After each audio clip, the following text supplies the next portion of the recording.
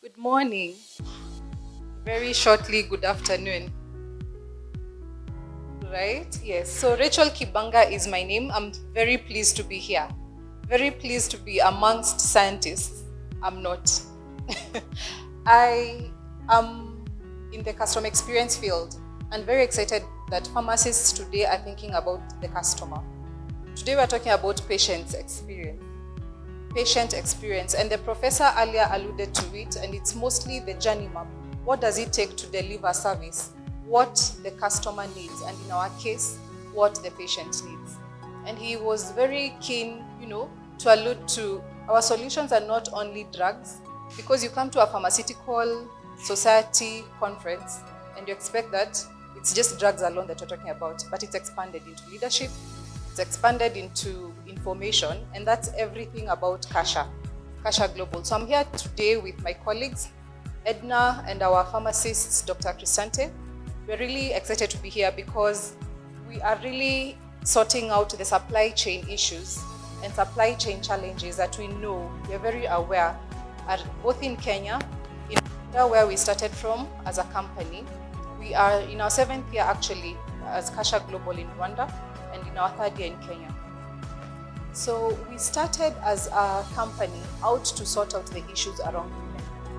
When you look at the life cycle of a woman, I'm very, imagery is my other, I love to, use a bit of imagery. So we started as a women-focused company. When you think about all the issues that surround a woman, what are the things that would keep women from working or even going to school? And this is the reality of our continent. And I'm very excited that right from the dean to everyone else who has spoken before me, we're talking about Africa, because we want Africa to be the it, right? That we can study and generate all our solutions right here. So we started looking into menstrual care. When you think of a girl, when you get to the adolescent age, it's menstrual care. Shortly after you go into sexual health. Shortly after you go into pregnancy, mom and baby. So that's the curve, right? Mom and baby. We've also embraced digital for people to call in and you can talk to someone who can listen to you, and it starts from the life cycle of the woman that I have just described. And now our users today are also men. Men are also curious about family planning. Men are curious about any, it's a rush, something that doesn't make sense to you. Perhaps you have a prescription that you're now consuming, you're taking it. But now since the start of the prescription, you realize some side effects, changes in your skin, side effects, you understand side effects. So what happens, consumers, or amongst the market insights that we have, is that people experience things and will never talk about it. They'll assume that this is expected. But what if it's a counter effect of the medicine? What if, the way we are saying it needs to be specific. Someone said, I think it was either the president or the CEO of PSK, that 2 brothers can be under the same medication, but it works totally differently. And we work with partners, by the way, and amongst the things we are also learning from our partners is we are going to the level of molecular testing to find the precise parasite, the precise thing that is causing disease and infection in people. So that now, if it is the flu, are we administering the conventional flu medication, or is it really targeted, molecular to that extent? So consumer patient market insights really help us to know who is our patient or customer. I'll use them synonymously because in my world it's the customer, in our world it's the patient. Yeah. So who is our customer? Our customer mostly will be the person who will never go to a hospital because of access challenges, because of availability challenges, geographical challenges. The issues we were asked to list, if all of us were writing, we remember them, right? So people will not access pharmaceutical kind of services and general healthcare because of all those issues. And for us, it's a reality. And that's why we come through digitally, our online platforms, how we have embraced digital, and they're the same people who will come through for us. For example, we'll do surveys and we want to hear, what are you looking for? Unataka ifanye kazi aje? Umeisikia kuhusu, in a way that even the linguistic, if you remember, he cited the linguistic barrier. that we're coming in and we're talking to you in a language that you will understand. In Rwanda, we speak Kinyarwanda and French. In Kenya, we are fortunate, at least Kiswahili is, it's our national language. Anyone, anywhere will be able to communicate effectively in Kiswahili. So our people are able to tell us, auntie yangu alifanya, akaenda, akakosa. User stories, very interesting, yeah? And those are the insights that help us, come up with more solutions. For example, the latest that what we're doing, especially since COVID hit, we have a couple of partners that we are able to, wherever you are in Kenya, geographically, we can give you a referral to a medical practitioner, a doctor, a specialized doctor, who will come to you, or you can go to them, given the radius where you are, in a way that you're able to get quality healthcare. Another user story, and this is something we saw, and it's something we know that is happening. The places that all of us live, you'll find a chemist or a pharmacy, our local ones. Just think of your estate where you live right now. Yeah, you'll find someone in that shop front, the chemist. Someone will come to you and they'll describe, it's like this, it's like this. So this is what we saw. A mother comes in, a child, with quite some bumps at the back of the head. They look like they're whitish, their pimples look like they might burst and, become something else. So they're like, hii imekuwa siku tatu sasa, nitatumia nini? It has been there for 3 days, what will I use? They are so trusted as medical practitioners in the community that they can prescribe medication for what they see.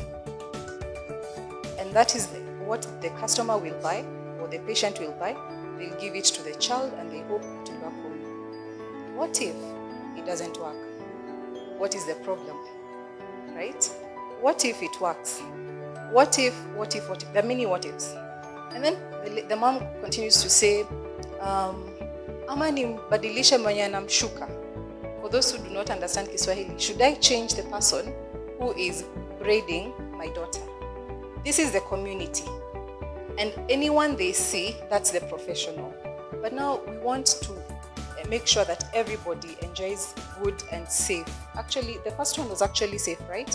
When you talked about STIP. Is that quality? Is it safe? So an antibiotic was administered and something else. So you're kind of torn between, am I making money? Am I curing a real problem? What if? And it's good that we actually go to communities, because you're able to see additional things we can partner with communities in. So for example, we have, when we talk about demand generation, when we go and meet with our communities, we work with a network of agents. A network of agents who are people who are known in communities. They could be in, community volunteers, it could be really anybody. And we know that when we talk about healthcare and anything else in the journey of Kasha, as you have spoken, you realize that, empowerment and financial empowerment is really a key gap. And I remember a question that was posed: how many trained pharmacists do not have jobs yet? By the year 2023, we are bragging and saying we have created. If we will have created, today we are 2023, it's 7 years. When did we start quoting 2023?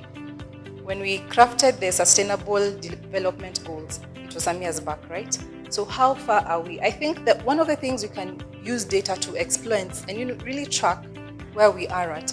When did we design the Sustainable Development Goals? What are the milestones? And then we speak about the rest of the 7 years. What are we doing to achieve this? So that it's a reality to us, our children, all the generations coming after us, and the professor, for example. What are those value additions that he and other people like him are creating for us? So we have realized a niche in such communities where we work with agents. They know the people in community who are not fortunate enough, for example, to get employment or work to do, meaningful work, not only employment, because meaningful work is anything you can do with your hands. You build something and generate money out of it. It is, establishing a business that actually grows. When you talk about thriving, you're giving people pressure. Talk about growth. then people will appreciate. I do not need so much capital, because that's another gap when people look for financing. You see yourself there, but you've not even started. Where do you start? So our agent network, we work with these people, we train them, financial literacy, how to sell, especially selling, because one of the other arms, it's a big arm of the business that we do, is that we are also in the FMCG business. So how demand has come through our market insights. The woman is now comfortable. Period poverty, for those of us who know what period poverty is, that a girl can be out of school because they do not have menstrual care. A pad is very expensive, that they're putting it on a weighing scale. Is it the pad? Is it food? That is what we talk about, menstrual poverty. But you sort out that, now a woman is ready to go to school. They're able to go to work. Now, our agents, once we train them, they are able to see that if they cannot continue, anyone in the community cannot continue with their education, why can't you not then, come without any capital? Let's train you. Start where you are. So the FMCG angle at Kasha is about food items, it's about personal care items, body and beauty. Those are other categories of FMCG that we are also into. Because now a woman is empowered, they want to look nice. So we are selling the lotions, we're selling, makeup items. Sometimes we do that if customers want that. And now, based on demand in 2021, 2022, we're selling food, dry food. There's a cooking oil, there's everything. So you can imagine in your basket, as wherever you are, a home, a school, a hotel, a pharmacy, any requirements that you have. If it's cleaning agents, Kasha has that for you. If it's pharmaceuticals, Kasha has that for you. So if you have worked out, someone mentioned forecasting. If you have worked out your forecast, what do you need for this quarter? Or what do you need for this month? Kasha can sort that out for you. So our agents, we're able to train them. They're able to teach people in the communities how demand looks like, that they know these are the things that we need. But the planning aspect of sorting out their needs is not a reality for them. In a way that, again, I'll refer to the professor. I really loved his presentation. He said that the two issues that we have, is inefficiencies around, if it's not a leadership problem, it's an efficiency, an inefficiency of sorting out something with the resources that you have. So they have the resources, but it goes into things that are not really priorities for them. So that's the kind of training that we have. Really, really wholesome. So they are also able to create demand in the communities for what the communities need. And we find that, if it's something that is something that is trending in a community, they'll be able to give us those insights. For example, one of the big things for us this year is malaria. Knowing that the people who we work with in certain communities, especially in Western Kenya, malaria is a thing, right? So what are the preventive things that people can do when you know that you're traveling, especially those who travel for work, or people who travel to get stock items, etc., etc., because all of these are, they're linked in one way or another. How can you prevent yourself from suffering malaria every time you move from one place to another? So with our agents who give us these insights, they're able to tell us what's the status of the use of mosquito nets as a basic thing, very basic thing to preventing malaria. And the user stories will tell you that, yes, I have a net. How old is your mosquito net? 11 years. You mean it's 11 years? And then when you see the mosquito net, why is it that, you've taken a sewing thread and you've put together, the holes, and that is still what you use? Of course, it will be pulled, wear and tear of those items. So you realize that availability, access, information, the information that they do not know where they can get a mosquito net from. This is just to shock us with the realities on the ground, because we assume anything I need, I'll get it from the supermarket. Where is the nearest supermarket? Is it actually there? Is it stocked in the supermarket? How much is it at the supermarket? What will it do? What's the family size? How many do we need? So these are the conversations that we do not want to assume. People know things, because pale kwa ground ukweli vitu ni different. Things are completely different, and that's a kind of empowerment. When you go to the root of where the communities live, those are the solutions that we want to really make sure that we have solutions for such problems in a way that even as we continue to go to everywhere, decentralization of services, it doesn't just look like a tall order that we are decentralizing services for the who is who, but it's all people, regardless of, am I learned, am I a business person, do I have access to government services, do I not have access to government services, and why? Yeah. So we are among the people in the private sector who, that is how we generate demand and change in behavior. Behavior change mostly for us in the area of sexual health. In schools like Strathmore, for example, even universities that are decentralized out of the county of Nairobi, we are able to go in and have health sessions. Actually, that is one of the complementary services that we offer. We come in, we're talking to students, for example, not only the ladies, students, the whole student population, and they're talking about what does affordable contraception look like. That's the reality today, that when you look at the active sexual age in our communities today, it will shock you. So why don't we come in and empower people and tell them, hey, this is what you can do. This is how you prevent yourself from disease. That enlightenment. And another emerging trend that we also see, because we have an online nurse who services is completely toll-free, is that, with the state of COVID, and right now we are still going through the impact of COVID. There's still so many things, and counseling is one of the key services, anyone, us here included, that we do not own up and say, you know what, I actually am going through something mental. I'm not able to be steady enough to do my work, the way I would have. And you are able to compare, because when you are optimally, yourself to think and be productive. So people are calling us, and I'll also continue to shock everybody that in as much as we think toll-free services are for people who cannot buy airtime to access service, even the who is who will still call us, and we'll see, this being discreet and confidential, because that's among the things we do. And I think on the video you've seen how we also package our products, completely discreet and confidential. That is really what people need today. That where can I go and access service? I will not die alone. I can talk to somebody. And I know that counseling is expensive. Is there a place I can go for counseling for 50 bucks? Because all of us know what's the cost of one session of counseling alone. How much? 3K. Let's call that as an average, right? How many people can afford 3K for one session? How long is a session, by the way? 1 hour. And by the time you're coming from that session, you're like, I did not finish, right? You want a follow-up and another follow-up until you feel like, yeah, now I'm back to myself. Because you all know ourselves, right? Yeah, so these are emerging challenges that we also see, and not just in major cities, it's all over. It's all over. And, that's the way of the world right now. So we might as well jump in and create very relevant solutions for people.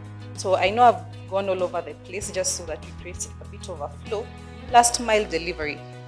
Now, we are in PSK Pharmaceutical and Supply Chain Conference. And the reason why this is very key for us is because we have a supply chain within Kasha that offers all the solutions that we have, especially the ones that we are packaging drugs that go to our patients wherever they are, because it is coming to you. For us, that we call it last mile delivery.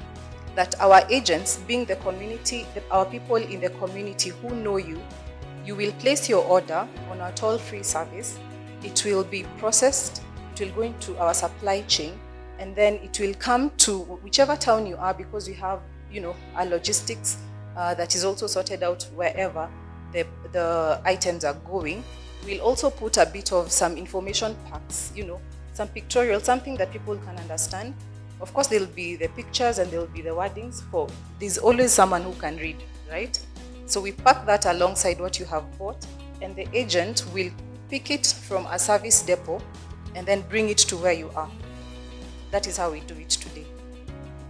Part of how last mile delivery looks like, because we are always aspirational, right? And I think some of us have watched really cool videos of people who are getting drugs. Yeah, a drone comes to you. Now, in last mile delivery, as we reach out to consumers and patients with health products and services through Kasha's digital platform, we realize that there are places, I want drugs in 3 hours, but it comes in 5 hours. That's 2 hours later.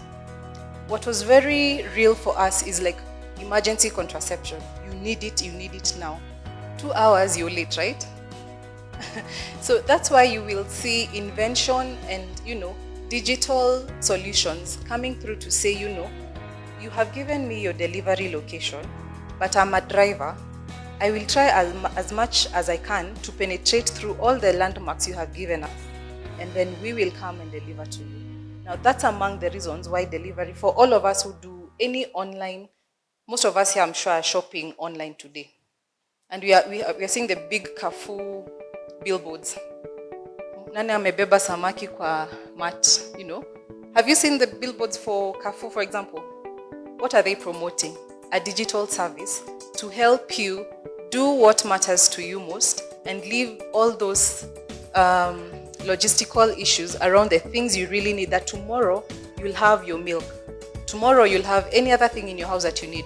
So that is why we are also there, to sort out those kind of challenges. So geographically, you will find that, you need muscle. You need muscle to sort out that whole logistics as part of supply chain alone is a whole arithmetic by itself. Very crazy, and that's why we are here to see how can we sort out the last mile delivery. So for us, it will be through agents. Another one will be also through, something we are calling geotagging. How can we use technology to geotag exactly where you are, that they call a driver like Uber or any other, transport service. You will request for a trip. I will come and call and pick you. I will take you where you are. Now, it's another customer experience issue that the drivers will constantly ask us, is it here? Do we turn right? I do not know the location. For heaven's sake, I took an Uber because I need you to get me there. I do not know where I'm going. So geotagging helps such kind of problems that now when you talk about delivering last mile, we can have the coordinates, the very precise coordinates that will bring services and products to you. Yeah, we are able to also do, other than the products and the medicine, our nurse can come to you. Let's say we get a lot of invitations from schools. Schools have really known what we are doing, and they really support what you're doing because, you'll find a lot of teenage pregnancies, for example. So you want to empower the girl to be back to school, and you want to also empower the men and the boys in the community so that they live responsibly. So we are calling it omni-channel distribution system. When we talk about it being a whole arithmetic, it really is. So it really has to be omni-channel. What are all the possibilities? What we have used over time and what we are using today, that now it shortens the time and really we are selling convenience more than anything. If you're sick, maybe it's the medicine that you need that will make you well. If it is not accessible to you within the shortest time possible, I cannot go to a doctor, for example, then those are the last mile gaps that you're really coming to cure. So visibility and analytics, data is everything today. It will explain behavior, it will explain trends, it will give us insights and predictions so that you're able to know in the next 6 months, what does it look like? Right now, we were expecting rains for the last longest time. The rains are here, not to the magnitude of which we had expected, but all of us in pharmaceuticals, we're expecting that. What is the number one thing that we expect to sell?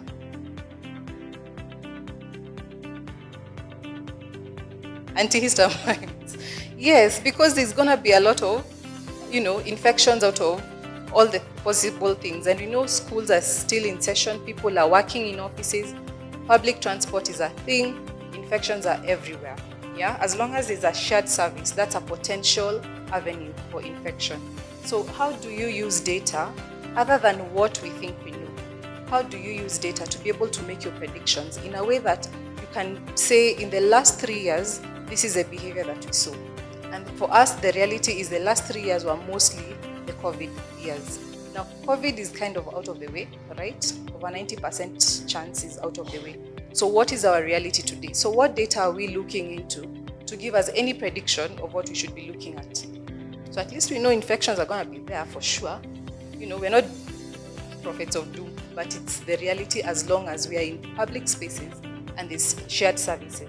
So the visibility that data gives us, helps us in the service delivery that, at least real time, and that's the greatest challenge for us today. Real time, when I want something and I select that thing is gonna get to me, I select 3 hours. From the time I request for the service to 3 hours, I'm actually counting. For the customer, time is everything. Whether they need it seriously within 3 hours or not, they just picked, you put your online presence as 3 hours, 8 hours, next day. When I choose what I choose is because you're gonna deliver. So that is something that will always be something that you're curing as long as you're looking into supply chain, convenience, and solutions for the customer today. So large and wide, that is what Kasha offers. We're really excited to be here. We had a retail pharmacy.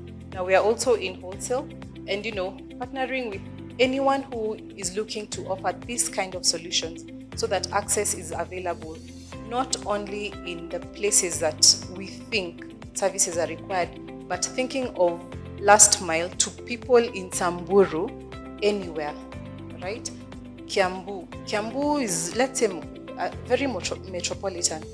But when you think about Mombasa and places like Voi and places like Western Kenya, this then is really, really a reality that, Kasha is coming through to help people access those kind of services in a way that we are living better lives, quality lives that nothing stops us from, the most important thing, and in Kenya we appreciate, is to be productive and know what tomorrow looks like, right? Yes. So that is Kasha. You can check us out on kasha.co. That's where you will see Kasha Kenya and Kasha Rwanda. Specifically for Kasha Kenya, kasha.co.ke. You'll see our numbers there. Feel free to WhatsApp us for any questions that you have. Our online nurse is available. Should you need to talk to somebody about anything, and our pharmacists are also available online. You're able to talk to them about, anything pharmaceutical that you need for you, your baby, your household, anybody. So feel free to share those with anyone that healthcare is not a reality for them. If you're interested to partner with us, we're more than happy to engage. Just to see what more possibilities on this platform that you're saying, Africa's leading platform for last mile access to health. Where are you in that whole platform? Can we partner? Are there things we can do together? Where are you challenged? And maybe we have a strength or vice versa. That is what we are all about. So thank you very much.